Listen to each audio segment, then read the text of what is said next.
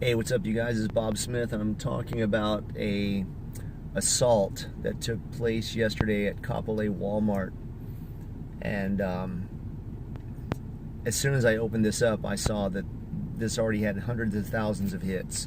Think about that overnight. Hundreds of thousands of hits on social media that two guys were trying to abduct a woman in a car, trying to push her into a car. And I looked through dozens of different postings of people. Some said that it was a woman and a daughter. Another said that it was two sisters. Another said that it was just two women together. And all these different postings are what create witch hunts or vigilante mob justice. So apparently it came, I read one source that actually came from the mother, and she and her 3-year-old were trying to get into their car, and two guys came up and approached and tried to get into the car with them, saying that they wanted to talk to them. And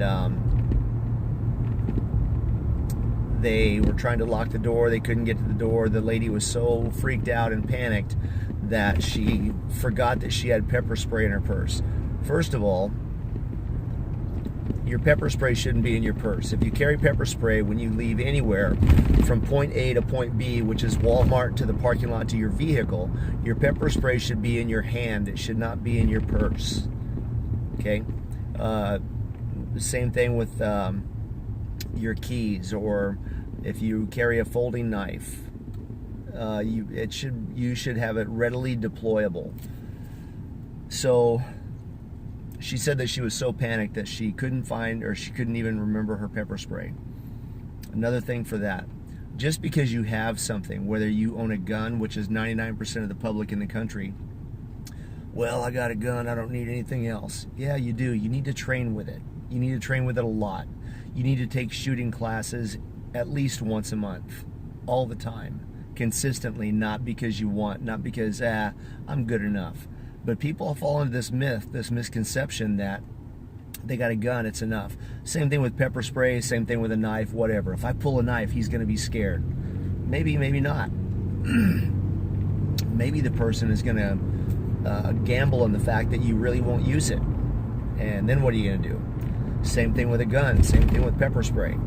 Pepper spray is easily one of the best weapons a woman can carry. It's non-lethal. It doesn't have any long-term lasting effects. It is extremely painful for up to a couple of hours, and it will make that person think twice about doing it again. I don't know anybody who's ever been sprayed by pepper spray that enjoyed it. I knew a lot of guys in the Navy who would lie about it and say, yeah, I love to eat that on my food. I love that. I love pepper spray. Love it. But they're lying, you know. That's just guys running their mouth. But the story went on that the lady was so freaked out, and she finally did get away, and she went home and told family members, and the family members went back, identified these two, then pulled up their iPhone and FaceTimed them together. And when they FaceTimed them, they identified these two together, and the family attacked them and beat the hell out of them, basically, and it was mob justice. Now, truthfully, we don't know if this was a story that was made up because a couple of guys decided they wanted to fight a couple of other guys, or we don't know if this really happened. And if it did happen, there has not been a single mention of a police report being made. If you are ever in an incident like this, don't think, bah, you know what cause. My family would handle that cause. They would handle them. You call the police anyway. If your family still went and got involved, your police are gonna understand. But there needs to be a police report. There needs to be some sort of a tracking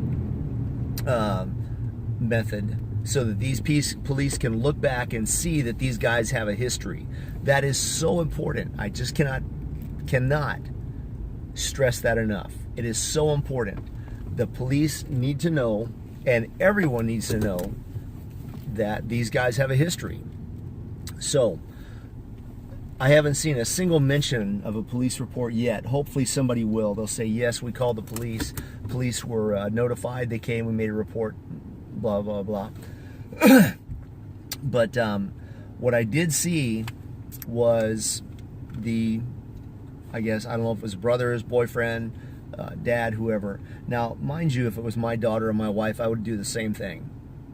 But I'd want to do the same thing, at least in case they were arrested or something else. But you have to understand, people will sympathize with a good story, and they'll follow a good story, and they'll say, you know what, yeah, let's take him down, let's get involved, not really knowing the truth. So if you're in a self-defense situation like the one I just talked about, excuse me, first of all, be aware of your surroundings.